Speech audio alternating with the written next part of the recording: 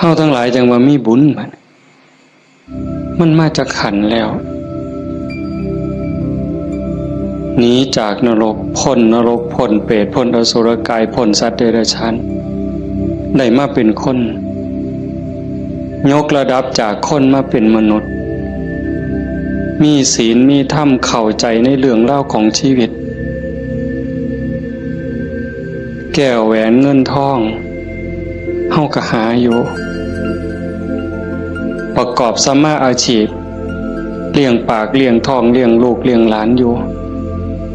2 มื้อ 3 มื้อที่เฮามาอยู่ในสวนธรรมเนี่ย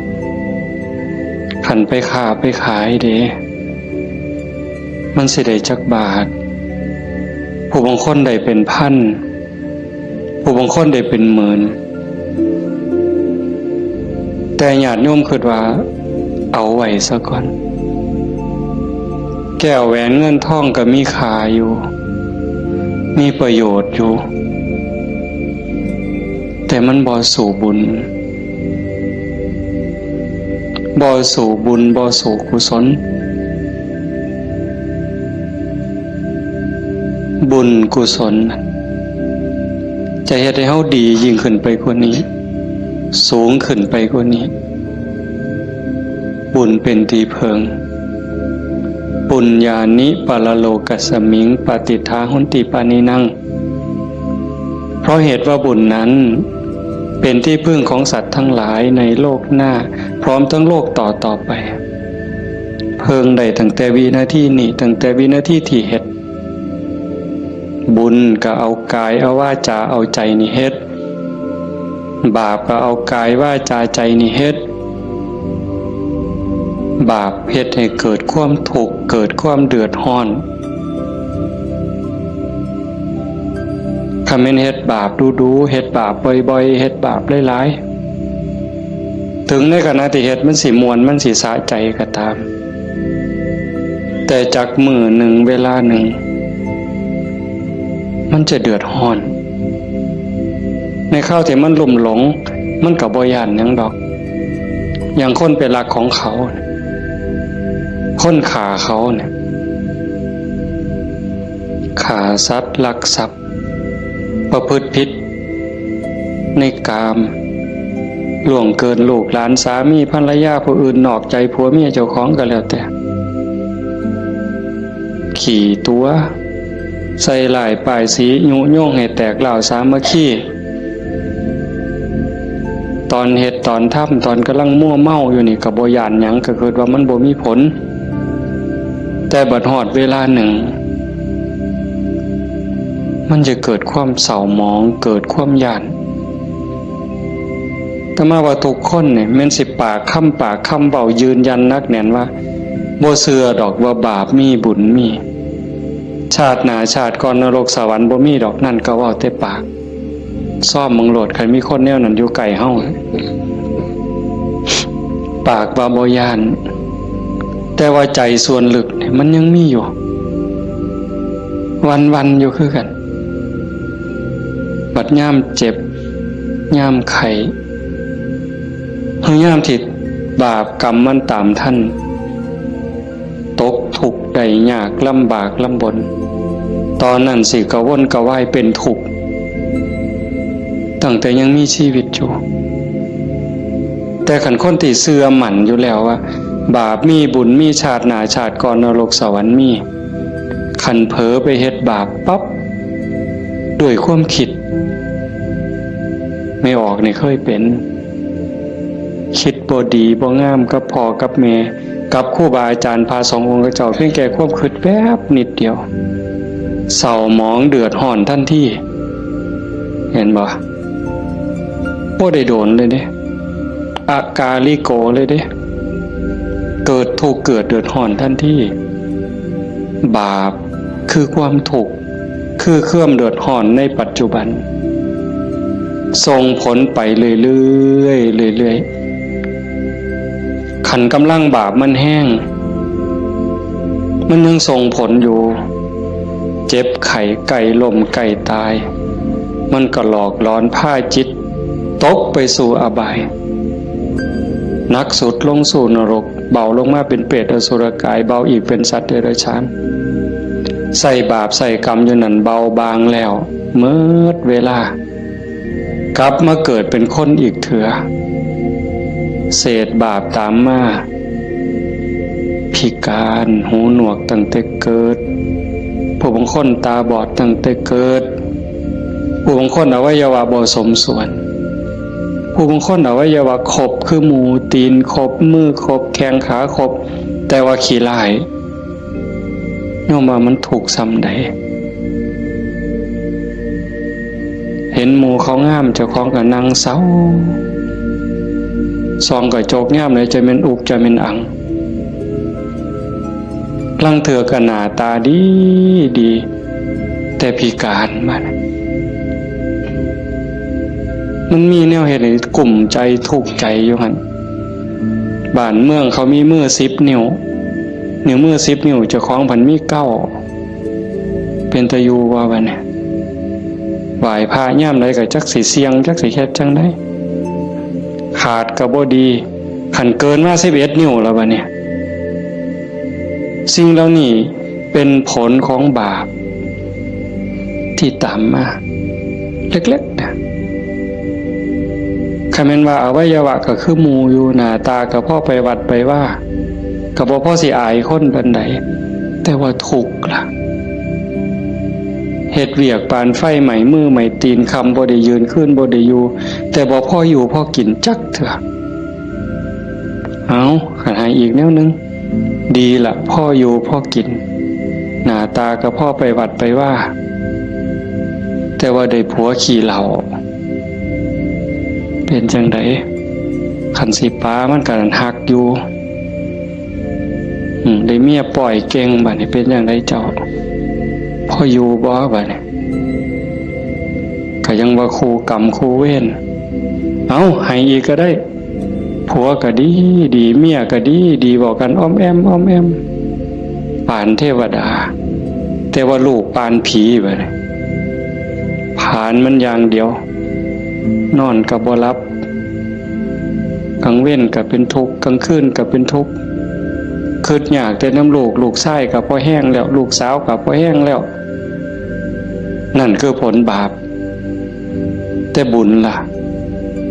บุญเป็นสื่อของความสุขเป็นสื่อของความดีความงามนำมาซึ่งความเจริญในขณะที่เฮ็ดปั๊บเฮ็ดบาปก็เอากายวาจาใจเฮ็ดบุญก็เอากายเอาวาจาใจนี่เฮ็ด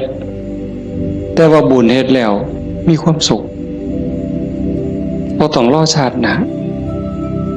ยังไม่ออกมาในสวนธรรม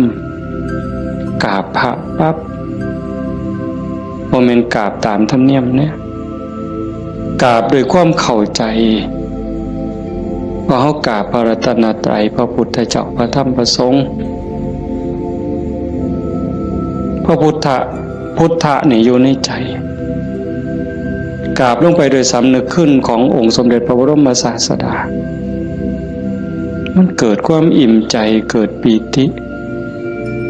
สิสังเกตไม่ออกสังเกตเจ้าของอยู่ว่าเวลาเฮานั่งสมาธิเนี่ยคือภาคค่ำเนี่ยแหละภาคแรงเนี่ย5 โมงแรง6 โมงแรงนั่งสมาธินิ่งๆหอดเวลาทำวัดบัดคู่เข่าขึ้นกราบงามๆนิ่มนวลคือกราบไปบนหลังพระบาทของพระพุทธเจ้ากราบลงไปบนหลังตีนเอาภาษาเฮาเอาหน้าผากแตะลงไปบนหลังตีนของพระพุทธเจ้ากราบ3 เทื่อแล้วเงยขึ้นประนมมืออะระหังสัมมาสัมพุทโธภะคะวาพระผู้มีพระภาคเจ้าเป็นพระอรหันต์ดับเพลิงกิเลสเพลิงทุกข์สิ้นเชิงตรัสรู้ชอบได้โดยพ ระองค์เองโอ้สำนี่มันอิ่มน้ำตาไหลอ่อนซ่อนเจ้าของอิ่มใจภูมิใจเด้ทั้งเถื่อเฮาบ่ต้องเว้าคิดซื่อๆนั่งสมาธินิ่งๆทบทวนพระพุทธเจ้าเพิ่นเป็นไผมาจากไสเฮ็ดจังได๋ได้เป็นพระพุทธเจ้าบุกบั่นฝ่าฟันเสียสละหยังมาแน่กลัวได้เป็นพระพุทธเจ้า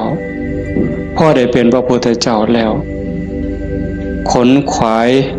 ในการบอกการสอนการแนะการนำพระมหากรุณาธิคุณที่ยิ่งใหญ่หวังให้สรรพสัตว์ทั้งหลายพ้นไปจากความทุกข์พ้นไปจากการเกิดการแก่การเจ็บการตายพอพระองค์เห็นว่าวัฏสงสารนี่หาความปลอดภัยอีหยังบ่ได้เทศบุญบักใหญ่หลวงตกนรกก็มีเฮ็ดดีมาตลอดชีวิตพลาดนิดเดียวล่วงลงสู่อบายก็บ่อึดแม่นสิเกิดมาเป็นคนดีแล้วงามแล้วร่ำรวยเฉลียวฉลาด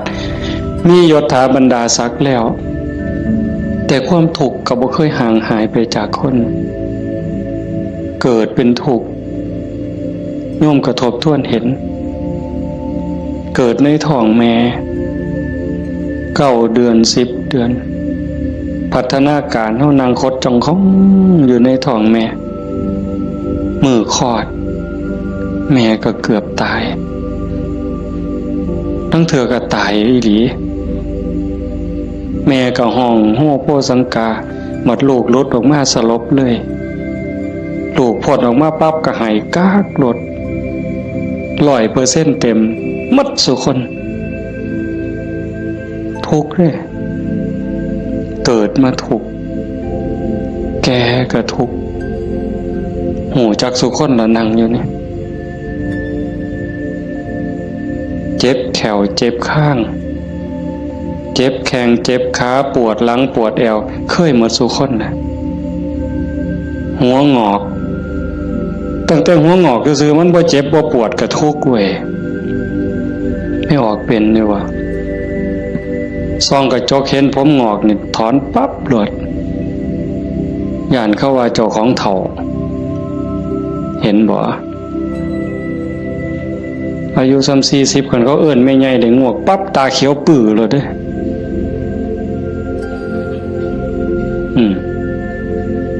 แต่คันอายุ60เขาเอิ้นน่าสาว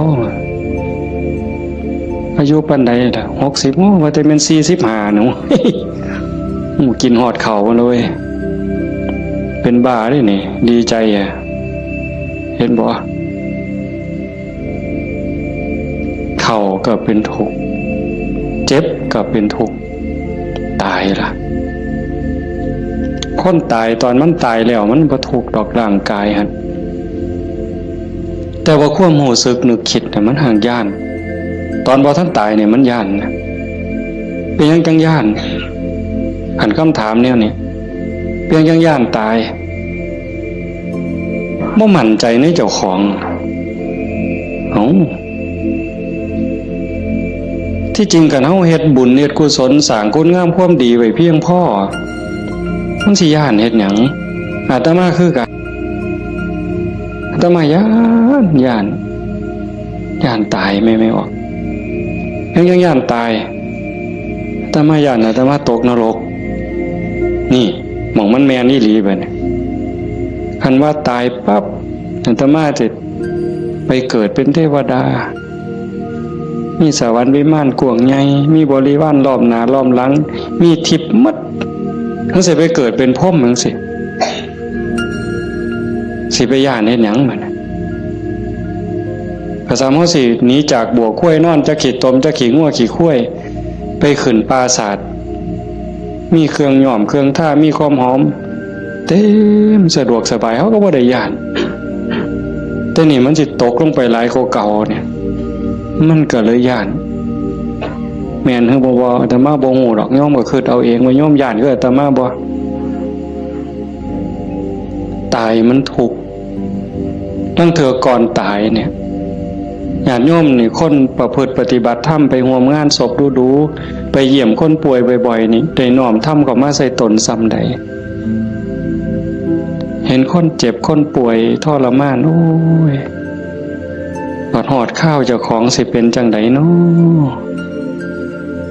คือดูพอพระพุทธเจ้าเพิ่นบอกว่าโอปนญิโกควรน้อมเข้ามาใส่ต้นเลือกได้อยู่บ่ล่ะโยมโอ้ยผู้ขาสิเลือกเอาตายด้วยโรคอันนี้ดอกสิเอาไหลตายดอกเอาง่ายที่สุดเลยนี่เอาวะกินข้าวอิ่มๆกับลูกกับผัวกับเมียแล้วนอนหลับแล้วตายไปเลยนี่ง่ายที่สุดเลยเอาวะยังบ่ทันหันเอาอยู่เด้นี่ขนาดพิธีที่ดีที่สุดสบายที่สุดเด้ขันไปเว้าถึงพวกเจาะข้อหายใจบ่ได้เจาะข้อเพราะท่านก็ป้อนอาหารทางสายยางเจาะสวงเอาเงี้ยวออกบ่เนี่ยเลือดก็ใส่ทั้งแขนขางนึงน้ำเกลือก็ใส่แขนขางนึงออกซิเจนงุ่มดังอีกเจาะสวงเอาน้ำออกบ่เนี่ยอุ้ยผู้ใดคิดว่าเจ้าของสิบ่ถึกแนวนั้นแน่อยู่นี่ยกมือขึ้นเบิ่งบ่มีหลักประกันหยังเลยพระพุทธเจ้าเป็นผู้มีพระมหากรุณาธิคุณคิดเห็นบุญคุณของพระองค์เที่ยวบอกเที่ยวสอนจากป่าสู่ป่าจากเขาสู่เขาจากกระท่อมของคนขอทานฮอดปราสาทราชวังของพระราชามหากษัตริย์คิดเห็นบุญคุณของพระองค์จังสีเฮาได้มาเฮ็ดนำทำตามมันเป็นบุญแน่ๆคิดพ่อคิดเห็นนั่งสมาธิพิจารณาไปเกิดอิ่มใจพอใจสุขใจเดียวนี้คิดเบิ่งเจ้าของมันถึงสิเกิดบ้านนอกขอกหน้าบ้านป่าคาดอนบ่ร่ำรวยเป็นแสนเป็นล้านคือเพิ่นแต่ว่าเฮามีวัดมีครูบาอาจารย์มีพี่มีน้องที่รักศีลรักธรรมเฮามีสัมมาทิฏฐิมีความเห็นถูกเห็นตรงตามคำสอนพระพุทธเจ้าอย่างน้อยๆนี่เชื่อว่าบาปมีบุญมีชาติหน้าชาติก่อนนรกสวรรค์มีเฮ็ดดีก็ย่อมได้รับผลดีเฮ็ดชั่วก็ย่อมได้รับผลชั่วพระพุทธศาสนาสอนเรื่องเหตุเรื่องปัจจัยเพราะสิ่งนี้มีสิ่งนี้จึงมีวานพืชจังไดก็ได้ผลจังซั่นผ่อนซ่อนเจ้าของภูมิใจในเจ้าของแม่นสิเกิดบ้านนอกคอกหน้าทุกข์ยากปากหมองบ่ร่ำบ่รวยบ่สวยบ่งาม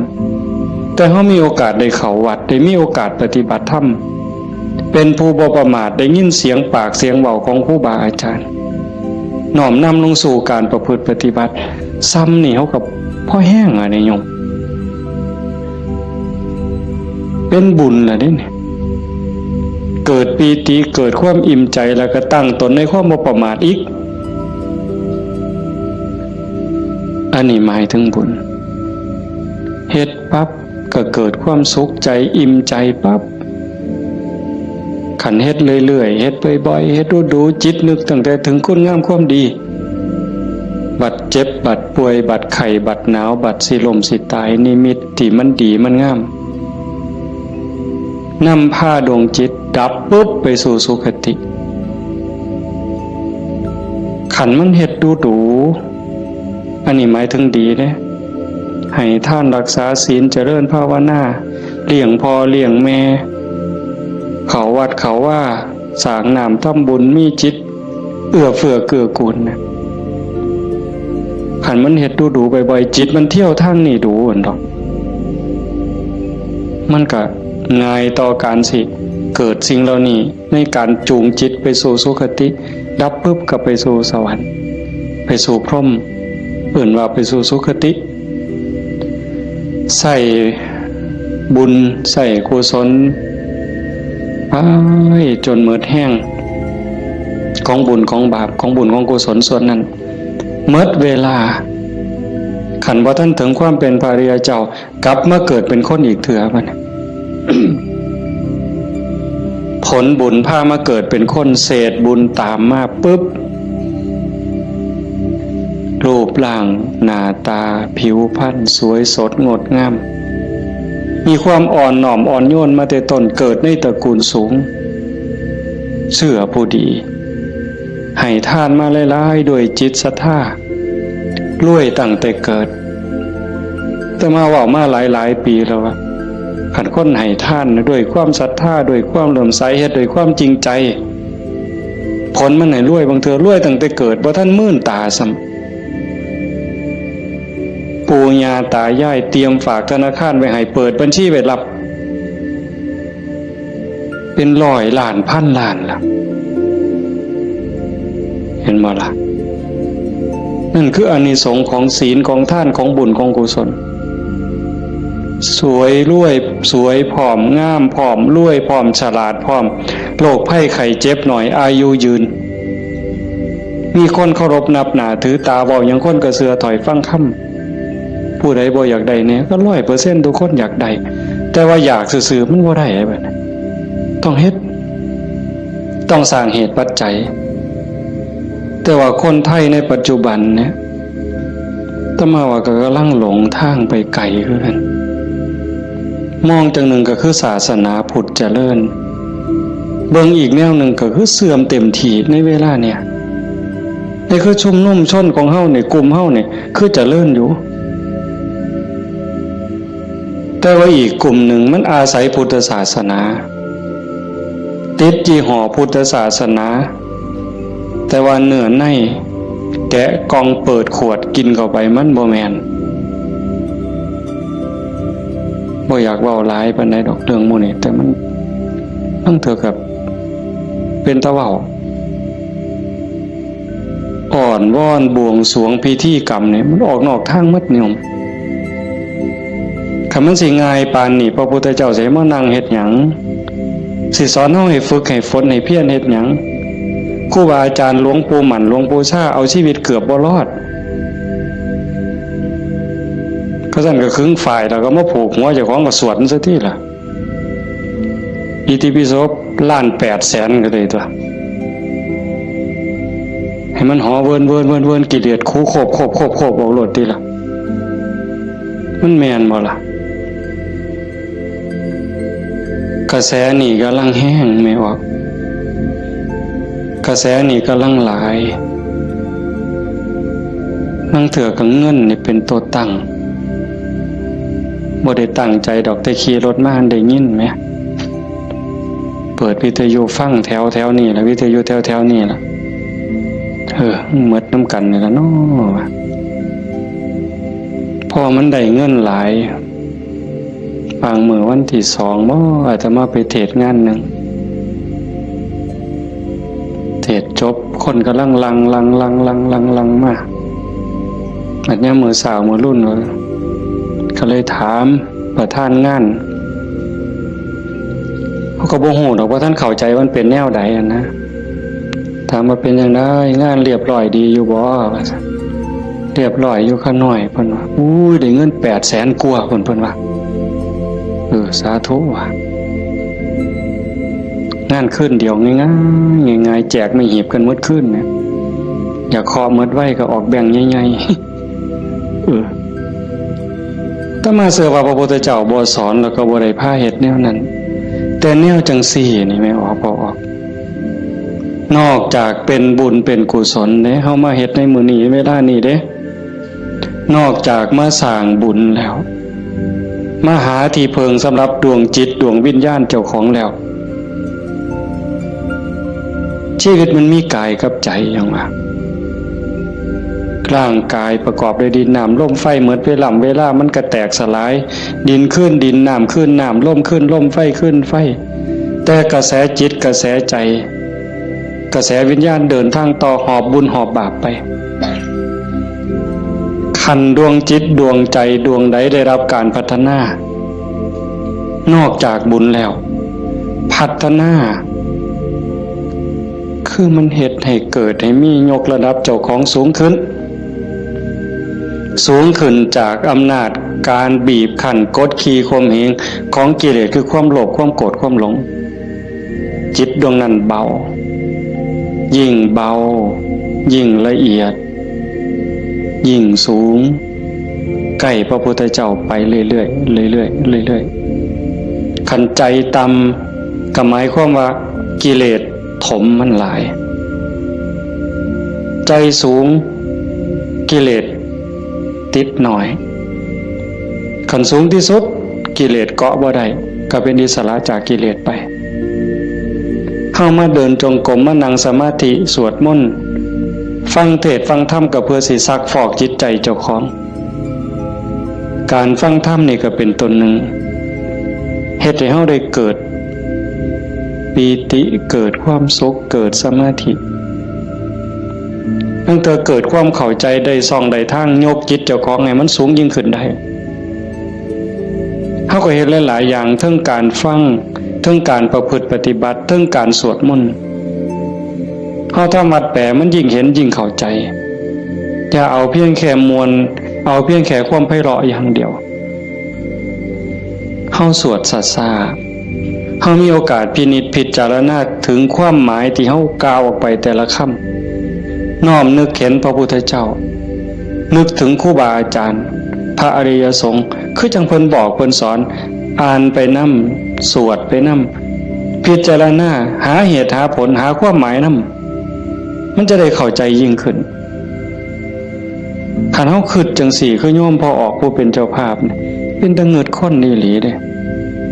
อาตมาเห็นอาจจะเห็นมาหลายแต่จื้อได้นี่เป็นรายที่สองผู้หนึ่งโยมเพื่อสังขะจังหวัดสุรินทร์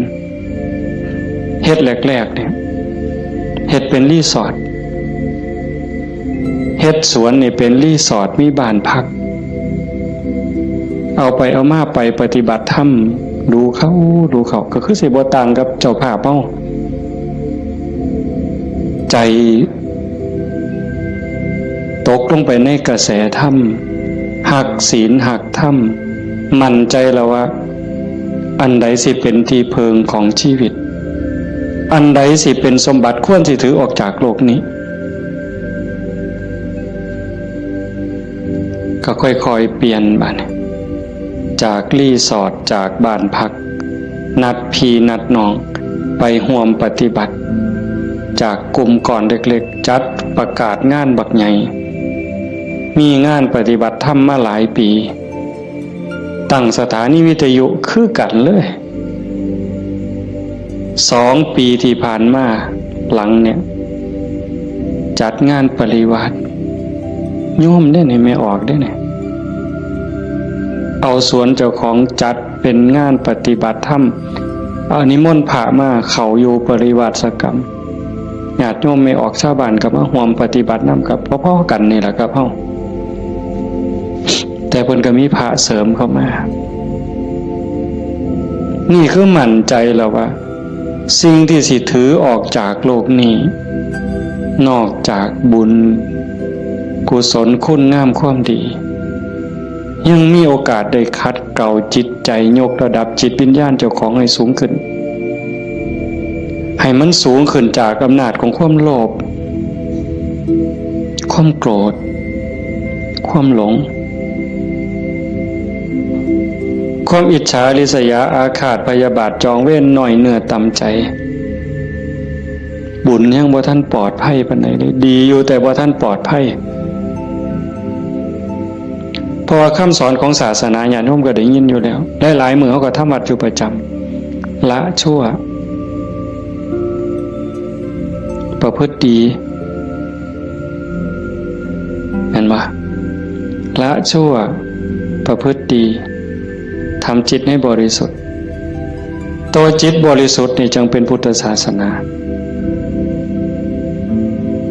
ละชั่วมาเฮ็ดดีนี่มันยังบ่ทันฮอดพุทธศาสนาแต่มันเป็นหลักสากลของโลกของจักรวาลผู้ใดเขาก็สอนกันแบบนี้อย่างนี้ผมก็ลองพิจารณาว่าชีวิตเฮาที่เหลืออยู่เนี่ยเฮาสิเฮ็ดจังได๋จังสิใกล้พระพุทธเจ้าใกล้หลักธรรมเข้าไปที่สุดจากชั่วมาถึงดี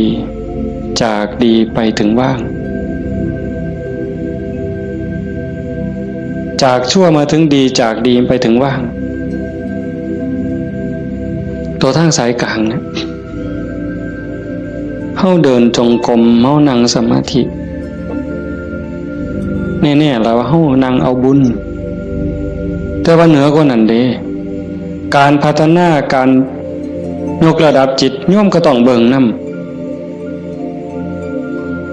เพราะว่าธรรมะคำสั่งสอนของพระพุทธเจ้ามันปฏิบัติได้บ่จำกัดการสวากขาโตภควตาธัมโมพระธรรมเป็นสิ่งที่พระผู้มีพระภาคเจ้าตรัสไว้ดีแล้วเฮาสวดมนต์ว่าจังซี่ดีนี่หมายความว่าจังได๋ดีก็หมายความว่าบ่ชั่วตอบแบบพี่บ่าเว้าเด้ดีคือบ่ชั่วแต่ในความหมายนั้นดีแล้วหมายความว่าบ่ขาดพระพุทธเจ้าสอนไว้ตรัสไว้บ่ขาดแล้วก็บ่เกินพอดีสำหรับการดับทุกข์สำหรับการสร้างบุญสร้างกุศลสร้างประโยชน์กับส่วนรวมแล้วพอดีสำหรับการดับทุกข์บ่ต้องตูมเข้าไปอีกแล้วก็บ่ต้องเอาออกคำสอนเนี่ยบ่ต้องเอามาตูมคันพวกมาตูมกลายเป็นสัตว์ทำปฏิรูปเป็นของปลอมไปมองศาสนาสิฟั่นเฟื่อนมองเฮาสิหลงทางเสียเวลาของชีวิตเฮ็ดไปก็เสียเงินเปล่าเสียเวลาเปล่านั่นคือมันเป็นสัตว์ธรรมปฏิรูปเป็นของเกินเป็นของไร้สาระแต่ว่าตื่มเข้ามางัดใส่พระโอษฐ์ของพระองค์ว่าอันนี้พระพุทธเจ้าตรัสนี่คือเหตุการณ์หลายๆอย่างอยู่ในเวลานี่ในสังคมชาวพุทธเฮาบ่ขาดแล้วก็บ่เกินสวากขาโตภควตาธัมโมพระธรรมเป็นสิ่งที่พระผู้มีพระภาคเจ้าตรัสไว้ง่ายแล้วนอกจากดีแล้วก็ง่ายนำเพียงจังว่าง่ายเป็นเหมือนกับเปิดของที่ปิดของที่ถูกปิดอันไหนเป็นคนปิดความบ่ฮู้อวิชชาความบ่ฮู้โมหะความหลงความมืดมันครอบงำจิตใจของเราสัตว์มาชั่วอนันตกาลจนเจ้าชายสิทธัตถะเสด็จออกบวชบำเพ็ญเพียรบารมีได้ตรัสรู้ใต้ต้นพระศรีมหาโพธิ์ก่อนพุทธศักราช45ปีนั้นจังเปิดขึ้นมาได้นักบวชก่อนพระองค์เฮาสินับหลายปานใดเป็นหมื่นองค์หมื่นศาสดาหมื่นครูอาจารย์ที่แสวงหาแต่ว่าบ่มีผู้ใดพ่อเปิดบ่ออกบุญบารมีบ่ถึงแต่เจ้าชายสิทธัตถะบำเพ็ญบารมี20อสงไขยกำไรแสนมหากัปบารมีเต็มเปี่ยมจังสามารถเปิดของที่ปิดหงายของที่คว่ำจุดแสงสว่างในที่มืดบอกทางแก่คนหลงทางนี่คือคำสอนพระพุทธเจ้าเด้เปิดของที่ปิดหงายของที่คว่ำบอกทางแก่คนหลงทางจุดแสงสว่างในที่มืด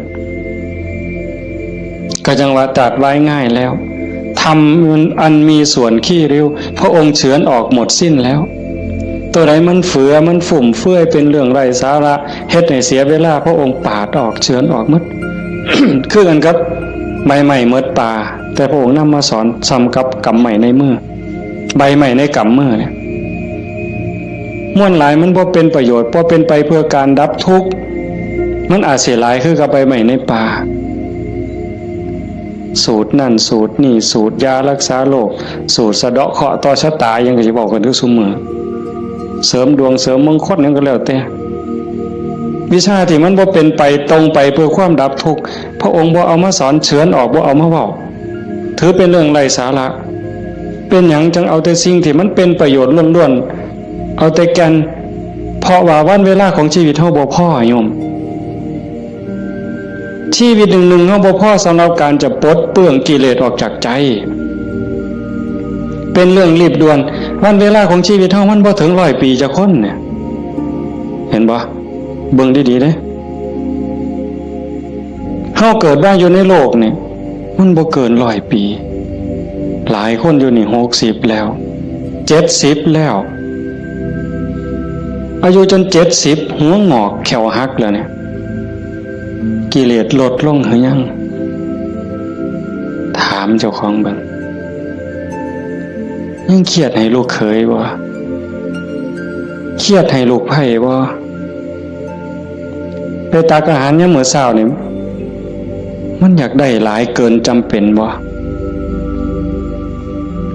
นั่งเถื่อตักไปก็อันนี้ก็สิเป็นตาแซ่บอันนี้ก็สิเป็นตาแซ่บตักไปตักมาแงกเบิ่งถาดโอ้มันสิกินหมดบ่พ่อละเพิ่นว่าย่างชีวิตโตเฮ็ดบักสมยังถอยกลับหลังมาอีกอยู่2 ก้าวกำปึ๊บอีกอยู่นี่คือเฮาพัฒนาบ่ทันไปเนี่ยตอนนี้อายุ70นี่เอาบักสมมาหน่วยนึงยังบ่พอยังเอาหน่วย2ไว้เสียงไว้ให้หลานอยู่มื้ออื่นมื้อเนี่ยเจ้าว่ามันของเล่นซั่นบ่กิเลสเนี่ยสิเอาชนะมันแนวใดหลายภพหลายชาติหลายแสนชาติล้านชาติมาแล้วที่เฮาแพ้มาตลอดแต่ว่าก็ใครแน่ชาตินี้ได้มาเป็นคนสู่ตอนในสนามนี่เวทีนี่ก็เป็นนักมวยนี่คือเวทีแก้มือแม่ว่านัดล้างตาก็เป็นการแก้มือกันเป็นกีฬาหยังก็ตามนี่เป็นไฟหนึ่งเป็นเกมหนึ่งที่เฮาสิเอาชนะมันแต่ตอนนี้จากยกแรกมาจนฮอดยก5นี่เฮาถึกมาสะบักสะบอมในนับ8ก็หลายรอบแล้วอีกบ่ถึงนาทีแล้วเด้มันสิหมดยก5นี่สิหวังน็อกอยู่ว่าเจ้าสิถึกศอกกลับเขามิดอ้อยซอยอีกยกนึงบ่จักนี่ต้องมึงเห็นเนี่ยจังว่าพระพุทธเจ้าเพิ่นเฉือนออกหมดสิ้นแล้วเอาแต่เรื่องทุกข์เรื่องดับทุกข์จะจ่อเข้ามาคันเอาว่าท่านเข้าใจซ้ำนั้นอ่านความรู้สึกเจ้าของมันเฮามาเดินจงกรมนั่งสมาธิซ้ายย่างเนาะขวาย่างเนาะสิย่างพุทโธก็แล้วแต่ย่างเฮ็ดหยังอาตมาอาจสิเว้าบ่ถูกเด้ญาติโยมอาจจะเข้าใจกว่าอาตมาก็เว้าไปตามบ่าซั่นเนาะย่างเพื่อฝึกสติเพื่อเพิ่มความถี่ของสติสัมปชัญญะสติคือความระลึกได้สัมปชัญญะคือความรู้ตัว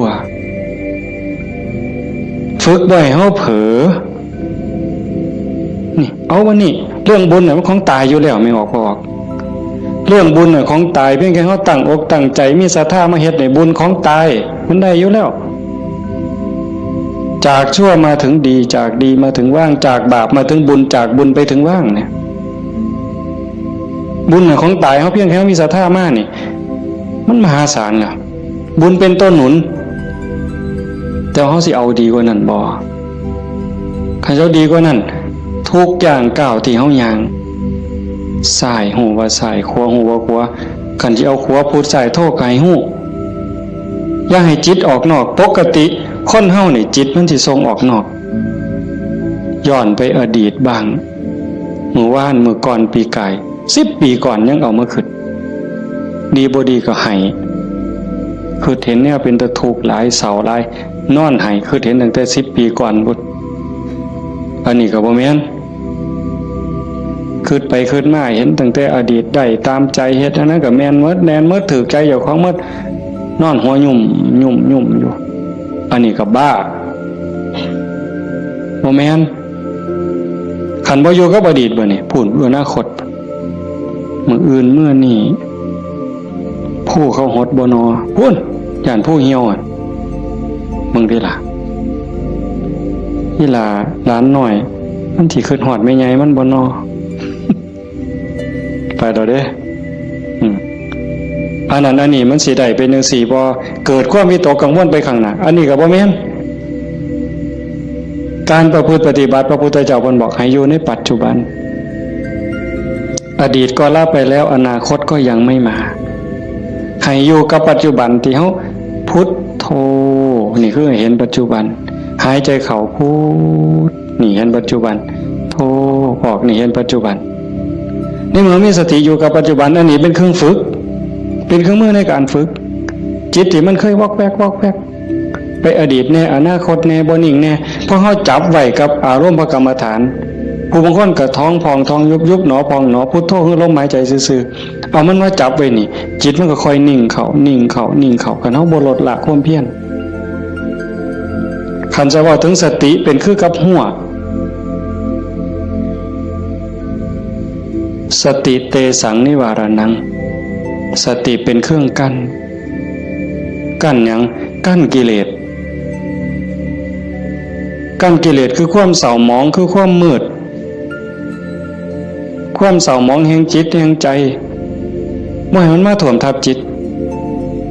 ก็คือฝึกจังซี่คันสมมุติว่าสติเป็นเครื่องหัวเป็นหลักหัวมื้อนึงคือฮอดพุทโธเทื่อนึง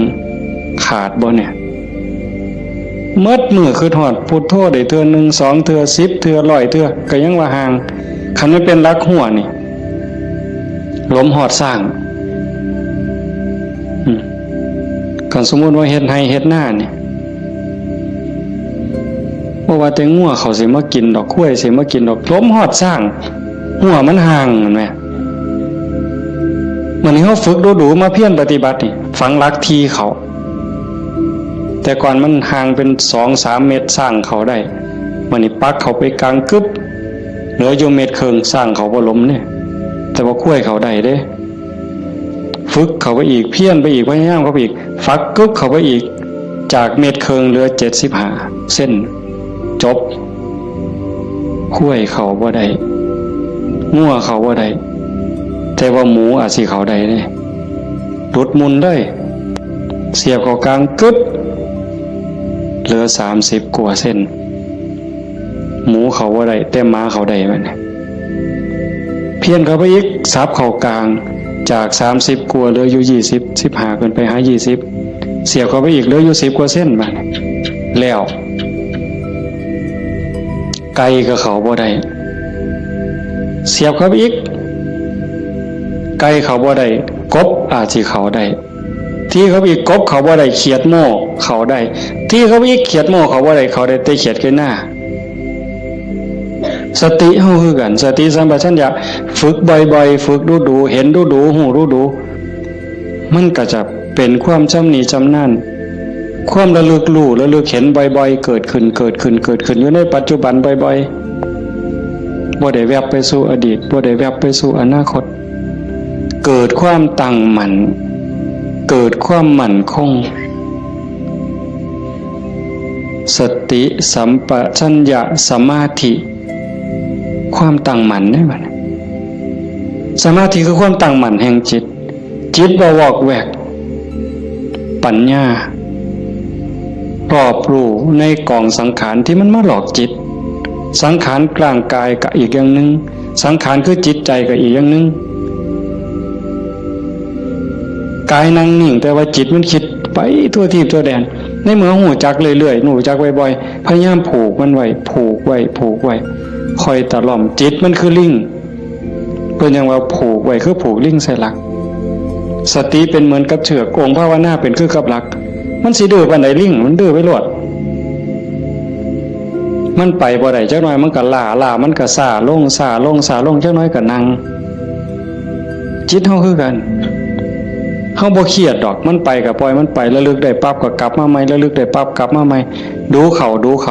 มันก็มีทางมันก็เป็นความชินของมันอยู่จักหน่อยก็นิ่งได้พอแต่มันนิ่งมันอิ่มแน่ไม่ออกก็สิเคยเห็นหลายคนนั่นล่ะเก่งกว่าอาตมาล่ะนั่งอยู่นี่ซ้อมเบิ่งเนี่ยเกิดความอิ่มใจสุขใจคันเฮ็ดดู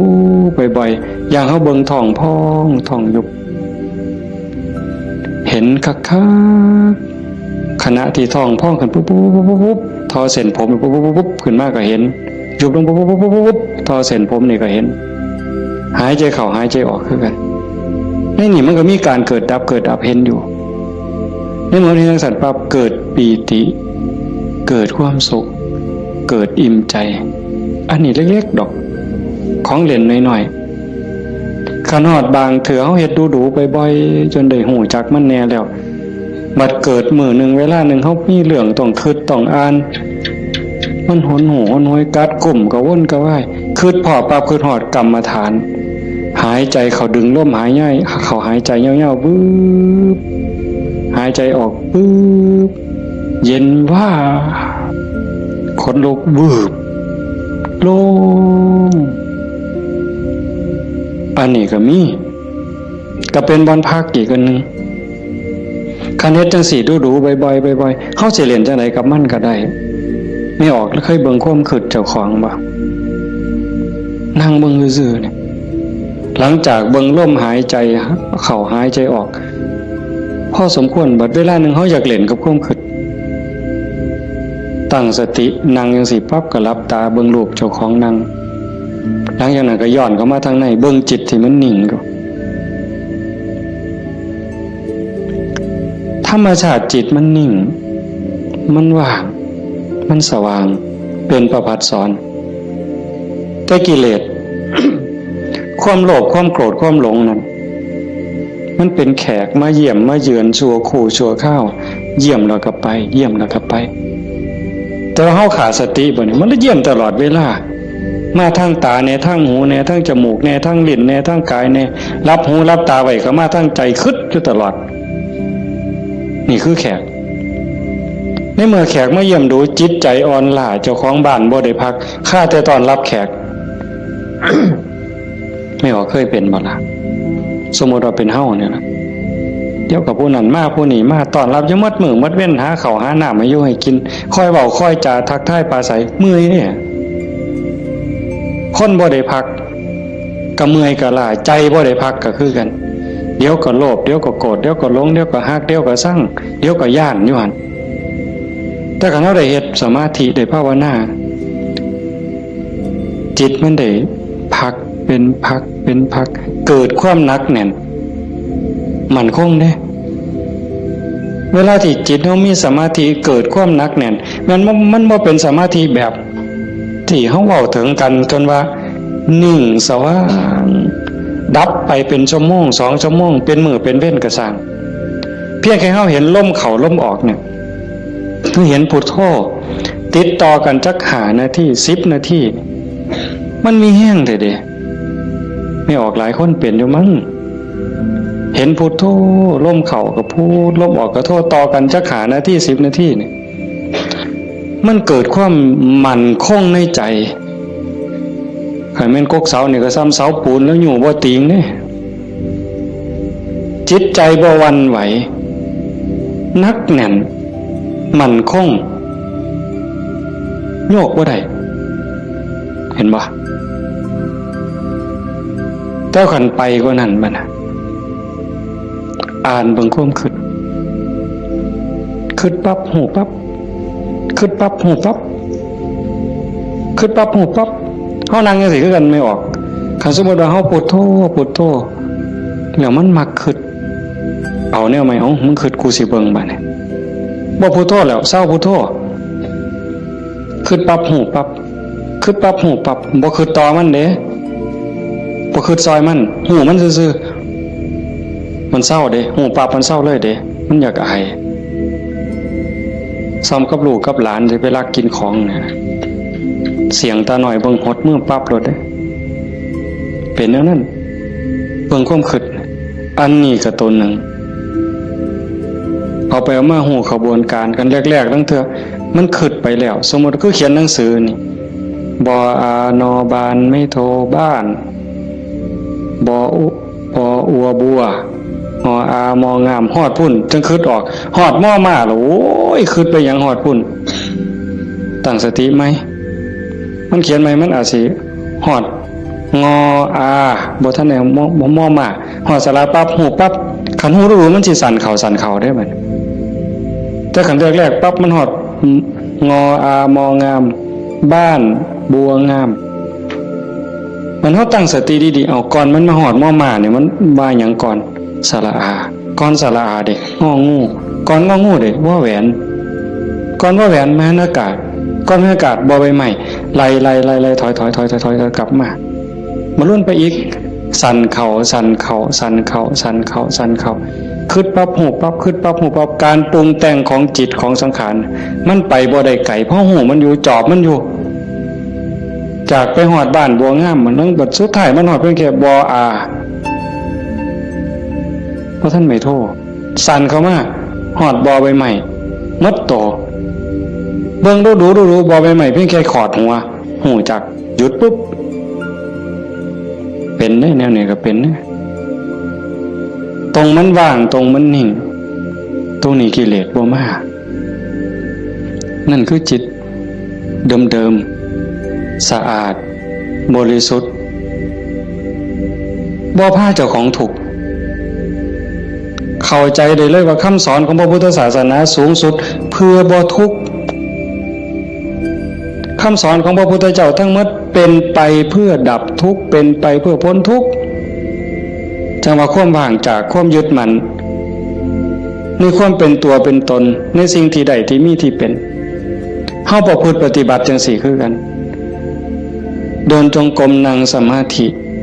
เพื่อจะเริ่มสติสัมปชัญญะปัญญาสมาธิให้มันหูเท่าทันในเมื่อกิเลสเกิดมากระทบกิเลสคือความทุกข์คือความเดือดร้อนความเศร้าหมองต่างๆมันจะเกิดขึ้นกับจิตกับใจมันมาทางไหนมันมาทางตามันเข้าทางตาเข้าทางหูทางจมูกทางลิ้นทางกายทางใจเพิ่นเอิ้นว่าอายตนะ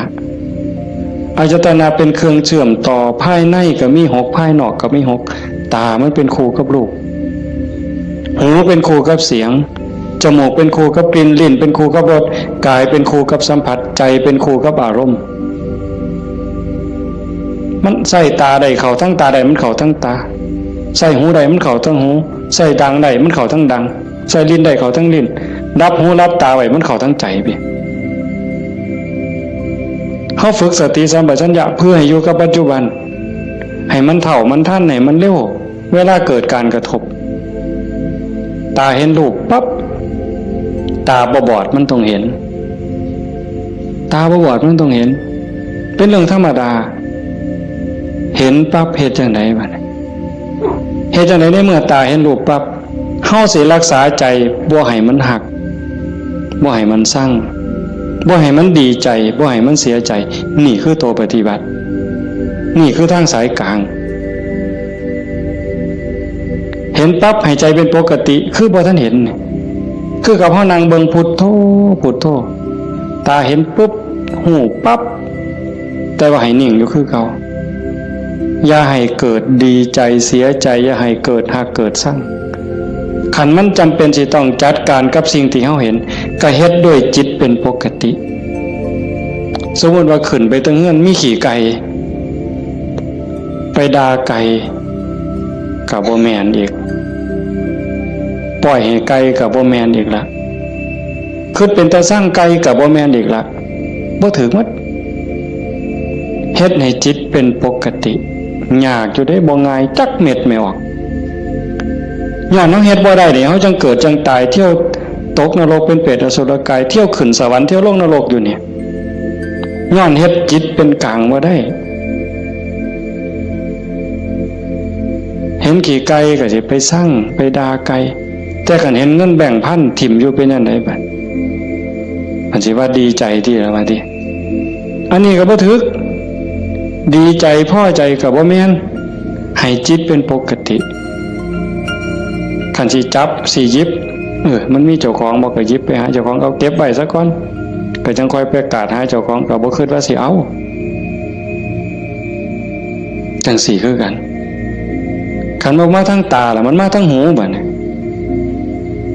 สมมุติว่าเขาด่าปุ๊บได้ยินเสียงด่ามาเฮ็ดจังได๋สิเฮ็ดใจเป็นปกติบ่เสียใจบ่น้อยใจขันพวกเพิ่นปฏิบัติเนาะเพิ่นจังว่าได้ยินเนาะเอาสติไว้ที่หูเกิดขึ้นที่หูกระดับลงที่หูได้ยินเนาะบ่ให้ราคาเพิ่นเถาะบ่ให้ราคาเลยบ่ดีใจนำบ่เสียใจนำเสียงกระซักว่าเสียงบ่แม่นสัตว์บุคคลตัวตนเล่าเขาเว้าง่ายแต่ว่าเฮ็ดยากที่สุดก็ย้อนเฮาฝึกบ่ทันพ่อคันผู้ฝึกได้แล้วก็เย็นคือเก่าเด้ คือหลวงปู่ชาเพิ่นว่าผู้ที่ฝึกบ่ทันใดคือบ่ทันเข้าใจคนด่าย่างไปเศร้าก็ด่าไปย่ำแรงก็ด่าเห็นย่ำใดด่าย่ำนั้นก็ไปเครียดให้มันเป็นยังด่ากูเพิ่นบ่หมัดมือนึงเขาว่าอย่าไปหัวซ่ามาเด้อผู้บรรดาคนเนี่ยมันเป็นบ้าตัวเศร้าเครียดเศร้าสั่งนั่นคือจิตเป็นกลางแล้วกลับคืนสู่ฐานเดิมของมันคันเขาให้เขาด่าเขาจมให้เฮาบ่ฮู้ท่านว่างจิตบ่เป็นก็ไปเครียดไปขมหาทางตอบแทนสิเอาขึ้นจองกรรมจองเวรไว้แต่ขันทาย่องแล้วบัดเนี่ยเป็นจังไดบัดแต่คำย่องคำย่อมากเฮาก็ดีใจก็บวกฟู่ขึ้นบ่ถือคือเก่าเสียใจก็บ่ถือดีใจก็บ่ถือแต่ให้จิตเป็นกลางๆนี่คือขอปฏิบัติธรรมชาติจิตเป็นจังซั่น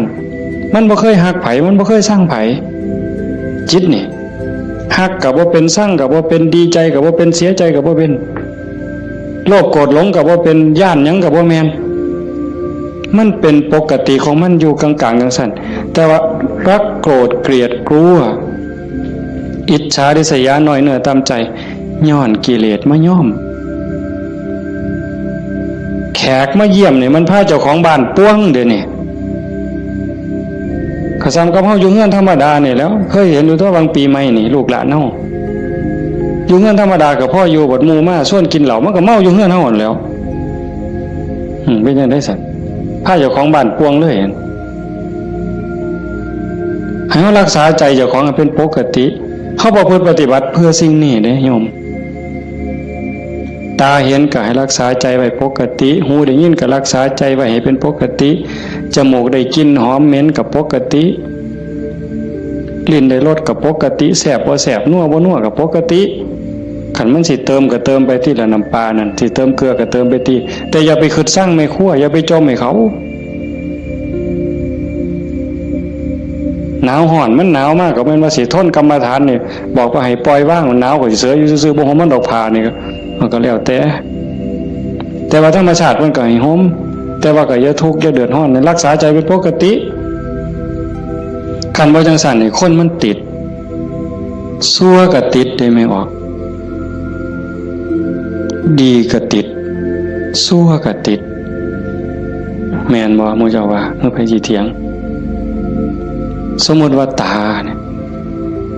มันก็บ่แม่นว่ามันสิมักแต่ของถูกใจมันเด้มันได้สิถูกตาแล้วมักเบิ่งได้สมมุติว่าเห็นผู้สาวเห็นผู้บ่าวเห็นคนงามที่เฮาพอใจบ่แม่นเฮาสิเบิ่งแต่คนที่เฮาพอใจเด้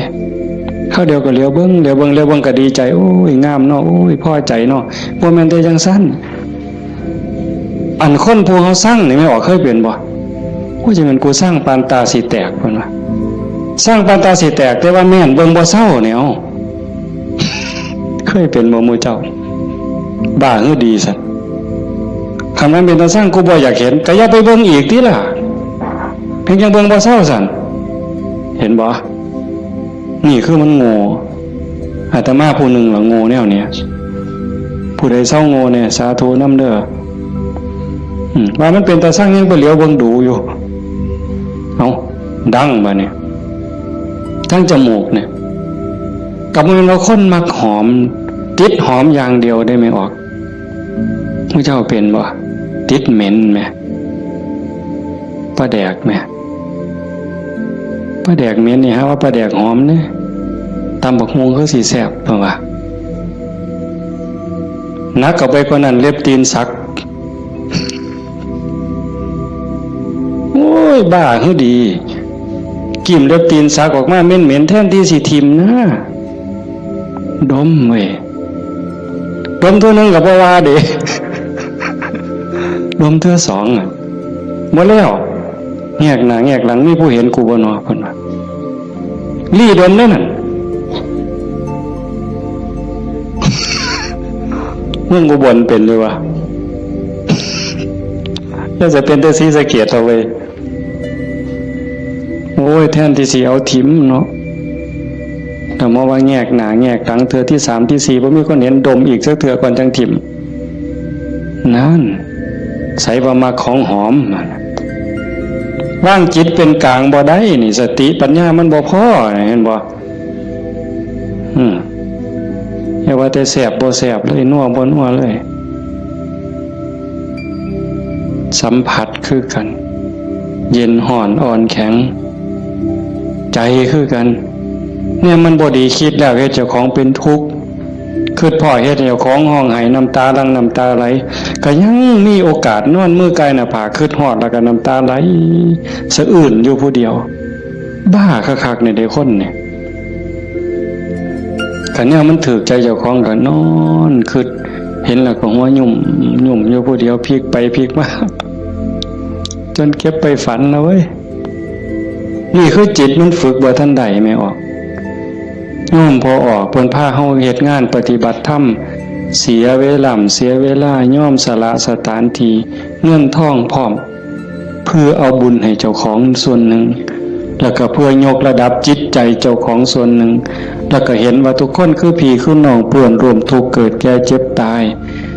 ทุกคนเคยเป็นพี่เป็นน้องเป็นญาติสายโลหิตเป็นสามีภรรยากันมานับภพนับชาติบ่ถ้วนชาตินี้ชีวิตนี้ได้เข้าใจในหลักธรรมคำสอนของพระพุทธองค์กหวังให้เกิดประโยชน์สูงสุดส่วนหนึ่งเราก็ฉลาดบักคักถ้ามาเสือสู่คนที่นั่งอยู่นี่แบ่งบุญเล่าเด้เรากินเปอร์เซ็นต์หมู่เจ้าได้เนี่ย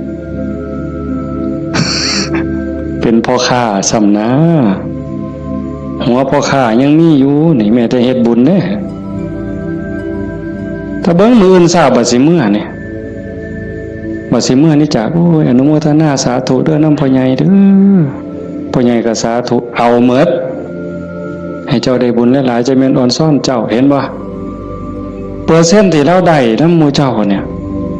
จิตเราก็สะอาดขึ้นยิ่งเข้าใจในการประพฤติปฏิบัติหวังยกจิตยกใจพลังบุญตรงนี้เฮ็ดให้จิตเราสูงขึ้นมีกำลังใจขึ้นมีความเพียรพยายามมากขึ้นจิตโล่งโปร่งเบามากขึ้นพลังบุญมันส่งนี่คนฉลาดก็เฮ็ดแนวนี้หันคนบ่ฉลาดเด้มีที่มีสวนจังซี่สถานที่ดีๆจังซี่ชวนหมู่มากินเหล้านี่กระท่อมงามๆมันสินั่งกินเหล้าเบิ่งแสงเดือนแสงดาวจังมันสิอ่อนซ่อนคักแล้วไปอีกคนละแนวแต่คนมีปัญญาเฮ็ดอีกแบบว่าการประพฤติปฏิบัติเป้าหมายสูงสุดก็คือขนกิเลสออกจากใจความโลภความโกรธความหลงความหักความสั่งความเกลียดความกลัวอิจฉาริษยาอาฆาตพยาบาทจองเว้นหน่อยเนื้อตำใจโยมสังเกตใจเจ้าของให้มันเห็นคันบ่เห็นตรงนี้ก็งมอีกโดนเติบได้กิเลสมันเกิดอยู่ใจเนี่ยคุณธรรมก็เกิดอยู่ใจเนี่ยนรกก็อยู่ใจสวรรค์ก็อยู่ใจนี่เฮาสิให้อีหยังเกิดมันเกิดได้เทื่อละอย่างไม่ออกความโลภความโกรธความหลงอิจฉาริษยาอาฆาตพยาบาทจองเวรหน่อยเนื้อตามใจหักสั่งเกิดในใจเฮาเกิดได้เทื่อละอย่างซ้ำกับตะเว้นขึ้นแจ้งมืดจักไปใสมันยังตะเว้นตกดินความมืดจากมาแต่ใสความแจ้งจากไปใสย่ำเฮาดีใจนี่ความเสียใจจักไปใสมิดอ้อยซอยย่ำเฮาสร้างขึ้นมาหักกับมืดอ้อยซอยผัวเจ้าของนี่แล้วเคยเป็นบ่ผัวเจ้าของเมียเจ้าของนี่ฮักปานสิกลืนกินแพงกับแพงแต่บัดย่ำสร้างมาแล้วบ่โธ่หักจักไปใส่จนขากันตายแล้วเว้ยเห็นบ่อยู่น้ำกันจังสิบัดเป็นตาหักเกินมากกับเป็นตาหักบัดเป็นตาสร้างกับเป็นตาสร้างจังว่าใจเฮามันได้เกิดขึ้นได้เทื่อละอย่างแล้วเฮาใส่อีหยังเกิดขึ้นกับใจเฮาบัดผู้มีธรรมก็อยากให้ความดีเกิดความดีใจความภูมิใจจิตที่มีเมตตาต่อกันหวังดีต่อกันอนุโมทนายินดีนำในเมื่อผู้อื่นเขาได้ดียามเมื่อคนอื่นเขาทุกข์ยากลำบากซอยเหลือบ่ได้ก็ให้มีอุเบกขา ให้ถือว่าเป็นกรรมของสัตว์พอซอยเรือได้ก็ซอยเรือขันเฮาจอบเบิ่งจังซี่ใจเฮามีอีหยังเกิดขึ้นปั๊บก็ฮู้จักคืออาตมาบอกตอนกลางๆนั่นว่าคิดปั๊บฮู้ปั๊บคิดปั๊บฮู้ปั๊บอันคือเฮ็ดให้มันว่างแต่ขันเฮาจอบเบิ่งมันมีอีหยังเกิดขึ้นก็ฮู้คันมันเป็นเรื่องบ่ดีบ่งามก็บ่ทรงบ่บวกบ่ทรงมันต่อบ่ร่วมคิดกับมันบ่ร่วมขบวนการกับมันเฮาจะเห็นซ่อมเบิ่งกันอยากฮู้ว่าเจ้าของเป็นคนแนวใดก็จอบเบิ่งใจเจ้าของนี่เป็นคนขี้อิจฉาบ่เป็นคนขี้โลภบ่เป็นคนขี้โกรธบ่เป็นคนขี้น้อยใจบ่ญาติโยมต้องซ่อมเจ้าของเด้อบัดนี้ผู้เฮ็ดมาแล้วก็สาธุผู้บ่ทันเคยเฮ็ดก็ลองสังเกตเวลามันบ่พอโยมประเด็นสุดท้ายสิเว้านำเนี่ยเวลาของชีวิตเฮาเหลือน้อยผู้บางคนเข้าวัดมา10 ปี20 ปี30 ปี40 ปีผู้บางคนหลายกว่านั้นลองเบิ่งมาเทียบเบิ่งวันเวลาที่เฮาเข้าวัดเข้าว่าปฏิบัตินำครูบาอาจารย์นับเงินทำบุญกันหลายแสนลองเบิ่งนะนับเงินที่เฮาบริจาคทำบุญหน่อยแน่หลายแน่นี่เวลา20 30 40 ปีนี่มันเป็นแสนแล้วคันบริจาคเทื่อละ100เทื่อละ20เนี่ยเข้าหมดจักเหล้าตั้งแต่ใส่บาตรตั้งแต่ไปจังหันจังเพ่นเข้าเฮาหมดจักเหล้าเอาผ้าเอาสาดเอาหมอนถวายวัดหมดไปหลายปานใดคันเราถึงแง่เป็นบุญแง่ความภูมิใจนี่โยมก็ภูมิใจบ่คักเอาตัวนี้มาเป็นปีติจูงจิตให้เกิดความสงบก็ยังได้เป็นบุญได้เป็นจาคานุสติเนี่ยนำพาจิตไปสู่ความสงบได้อันนี้คือแง่ของบุญก็เป็นที่เพิ่งให้จิตให้ใจอย่างมหาศาลเลยล่ะไปแต่คันว่าถึงแง่ของการพัฒนาเป้าหมายของพุทธศาสนาในขณะที่เสียเงินไปหลายแสนแล้วหมดเงินไปหลายแสนแล้วหมดเข้าไปหลายเหล่าแล้วยกใจขึ้นบ่ใจเฮายกขึ้นได้ส่ำใดความโลภลดลงจักหน่อยบ่ความโกรธลดลงจักหน่อยบ่ความแข็งดีแข็งเด่นลดลงจักหน่อยบ่หือไปวัดแห่งแต่ไปผิดกันอยู่วัดขาดทุนได้นี่ครูบาอาจารย์มีสื่อมีเสียงลังเทื่อก็สิไปญาติกันเป็นที่หนึ่งมันมีอยู่เรื่อยเห็นอยู่หลายหมองโดยเฉพาะโยมฝ่ายอุบาสิกาเฮ็ดหยังก็อยากถวายหลวงพ่ออยากให้หลวงพ่อฉันของเจ้าของใส่ของเจ้าของผู้นี้เฮ็ดอยู่แล้วมีผู้ใหม่มามีการแข่งกันขาดทุนนี่ตัวนี้คือขาดทุนลอดพื้นบ่แม่นขาดทุนธรรมดากิเลสมันบ่ได้ยอมเฮาเด้ไม่ออกสังเกตเด้อย่าเชื่ออาตมานำแม่ได้พระเถาะเพราะฉะนั้นหลวงปู่ชาบ่ได้ถีบพระดอกเนาะได้ไปนวดหลวงปู่แล้วว่าเจ้าของคักหลวงปู่เพิ่นฮู้จักความคือเลยถีบเลยหงายหลังตึงยังจังได้คิดเห็นบ่นี่คือครูบาอาจารย์เพิ่นสอนให้เห็นจิตตัวนี้โยมการบ่เห็นจิตตัวนี้นี่ง่วมซ่าไปอีกโดนเติบเยจิตตังสัญญเมสันติโมขันติมานะพันธนาถ้าบุคคลใดจะพึงตามดูจิตบุคคลผู้นั้นจะพ้นจากบ่วงแห่งมารคันเห็นใจตัวนี้นี่เ